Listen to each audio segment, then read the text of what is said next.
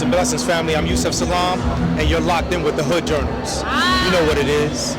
Here we're locked in with Mysonne. Mysonne Lee, Mr. General himself. How do you feel at the 50th anniversary of hip hop? I mean, I feel good, man. This whole weekend has just been phenomenal. We're here with D-Wash.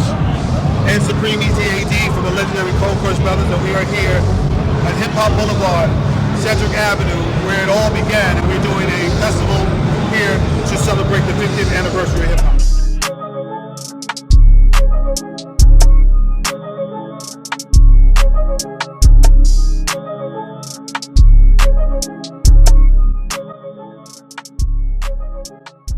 All right, gentlemen, thank you guys so much for your time. And the first question I want to ask is, how do y'all feel 50 years later? Does it make you feel old? Seeing what hip hop has evolved to, seeing what the people you grew up with have elevated and made a genre of music that will live as long as the world spins. It's amazing to me. As you know, I come from a musical family, so how they set the precedent, and now this is still relevant and still going on. It just blows my mind. And the person I come from is Bernard Pretty Purdy, who taught me how to play drums. And he played for Aretha Franklin, James Brown, Marvin Gaye, Dizzy Gillespie. So as a kid, trying to play with them and getting the recognition, and especially from my brother here from the legendary Cold Crush and himself, I'm blown away. Honestly, I'm blown away. The love you give each other is amazing, because I walked up, he said, this is my brother, Booker T, world-renowned drummer. You giving your brother his own props, trying to live up to him. Has music brought you together more than anything ever could? So, how I feel about today's event is hip hop 50 years later. Again, at the beginning of the precipice of creating hip hop, they said hip hop wouldn't be here today. A lot of the adults was saying, get away from us with that hippity hop stuff. But we kept pushing it to the point where it became a musical juggernaut, which helped propel the understanding of hip hop can be used in any aspect: education, dance, commercials, fashion, and things like that. Jazz and hip hop together. That's what it is, I never said hip hop wouldn't be around, but I heard a lot of jazz artists say, oh man, that's that temporary stuff. They can't swing, they can't do this. But And y'all did. 50 years later, y'all here, y'all being honored for it. But I also want to add this, although it's 50 years old, the culture, it's really up to the next generation for the next 25 years to move it forward and bring an element of love back into the culture, because the musical aspect of hip hop is kind of the vibration is a little bit extra. I think a little bit more love and a little bit should be brought back into musically, and a more conscious music genre should be pushed out there. What do you guys feel that you could bring to the community with music programs, this being the area of where hip hop was born, how music transformed lives in school and education? What do you want to see brought back into the community to make hip hop what it once was?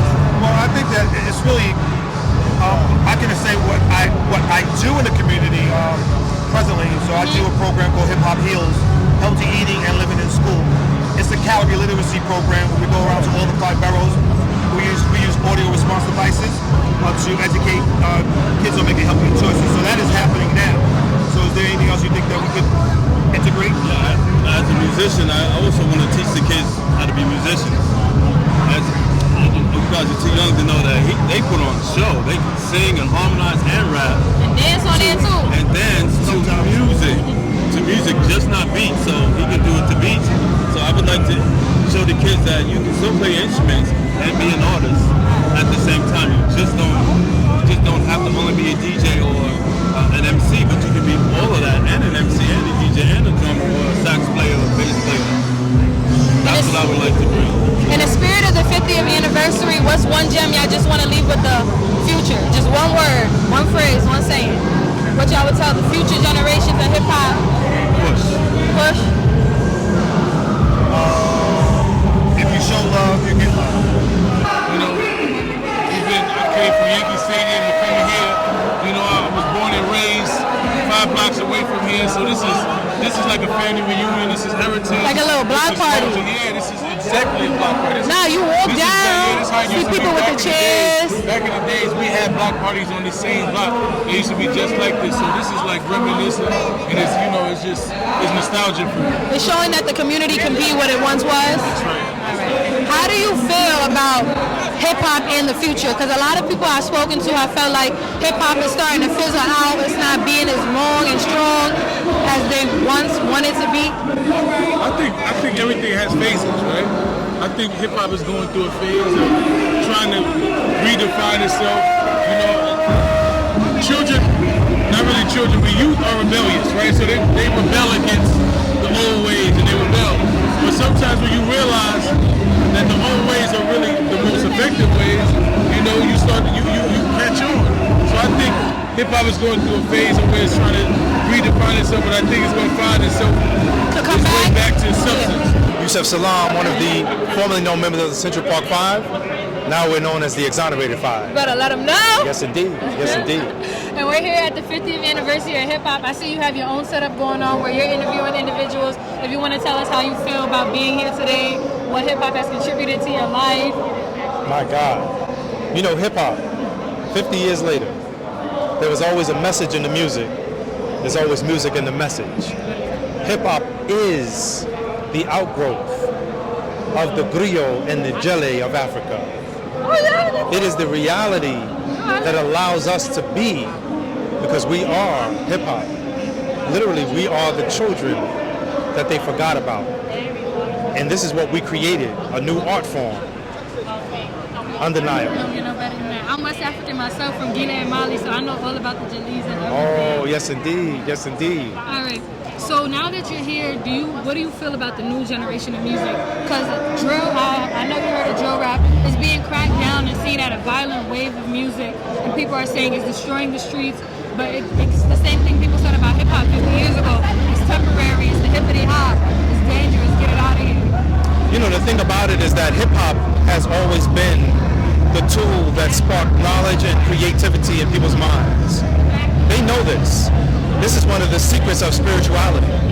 That's why if they can tap into the spirituality of what hip hop is and alter it, they can affect the outcome of the people that created it, right? The seeds.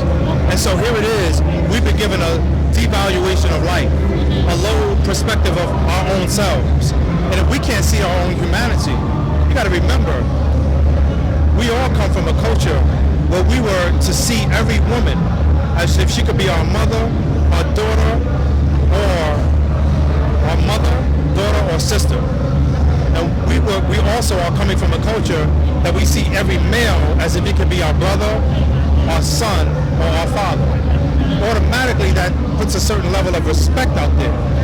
I didn't say wife, I didn't say girlfriend, but if I'm already seeing you as a valuable person, when I get to the point of saying, you know what, I think I want to create with this person, ultimate respect is already going to be there. And so hip hop, in many ways right now, there's been a great effort to try to shift us away from the very nature of what hip hop was supposed to be. You see what I'm saying? So now they're calling it rap. No. It's all hip hop. Hip hop is the culture, it's the elements, it's all of the totality of everything together that allows us to exist right now after we've been surgically removed from who we are as a people, robbed of our language, our culture, our God. And we can look right out in the streets and what do we see? People who look like they've lost their minds. So what does hip hop do? Hip hop gives us an opportunity to participate again. But as natural creators of this genre, we've never been properly compensated. $1 trillion plus industry, global, and we're still getting crumbs off the table. Before they steal us away from you, can you tell us what is your favorite song? KRS-One, We Need a Cool Hunt, Grandmaster Flash, anything hip-hop, the anniversary? Oh my goodness. I got so many favorite songs. All right, top five. But listen, one of my top artists that I love is Nas. So it's on Stillmatic. But check this out. It's this song in particular. And what's one verse from that song that's really made your song? This song right here, You're the Man. Just to tie that. He says how our schools are teaching us poison. He says like all of the stuff that they're giving us is poison. But think about what Nelson Mandela, he didn't say this, but think about what Nelson Mandela belovedly called Madiba. What he said. He said being angry and bitter is like drinking poison and expecting your enemy to die. Nas said, I gotta hold down the block when the block gets hot. I gotta use my imagination to change my situation. This is what it's all about. How do we tap into that level of creativity? We are a people who are the original people, and we've forgotten. And so we step to the back of the class. It's time for us to step up again. Oh, you didn't have to go because I thought they were calling you. They might be calling me, yeah. All right, we have a couple more questions. What do you feel like is your contribution to Black culture? Being part of the Exonerated Five, you're easily recognizable. Your plight and what happened to you guys, I feel like it's your narrative. And I don't know if sometimes you feel controlled by that narrative to be that person from the Exonerated Five, to be that activist. But like, who do you really truly feel you are? So me, I love the fact that I'm connected to such a horrible thing that happened in society. As a matter of fact, as a designer myself, like I've created these pieces that you see. And so this right here is my artwork. CP5 on the ring, CP5 on the necklace. This is the Freedom Medallion. And as you can see on the bottom, it says Exonerated 5. This too, Yusef Salaam, that's my name. The company name is Yusef Speaks. My wife's name is Synovia. So this is a gift that keeps on giving, YS, right? When I think about me surviving in the way that we did, we're not just surviving, we're thriving. We're charting a way forward to let all of the people that are coming behind us know how to break generational curses. And I love that about us just holding on to the rope that God gives us. Because I could curse God out and say, why me? Like, why you do this to me? But I was taught early on, and everybody in our community was taught this. God don't give you more than you can bear. But when you read scriptures, those same words is right there. What's the most powerful thing that we can be told? Let go and let God. What is a person who has let go and let God? A Muslim. One who has turned their will over to the will of God. And so it's such a beautiful thing, because for me, the contribution is that I get the opportunity to realize that the story isn't yet finished, that the documentary is continuing, that the story has to vibrate into the future, so that that dash in between my birth and my death means something more than just I was here. Don't leave this world without a trace. Let this world know you was here. And as we talk about legacy, if this video is played at the 100th year anniversary of hip hop, what would you want people to know about Yusef, about hip hop, about New York City? My goodness. This is a time bomb.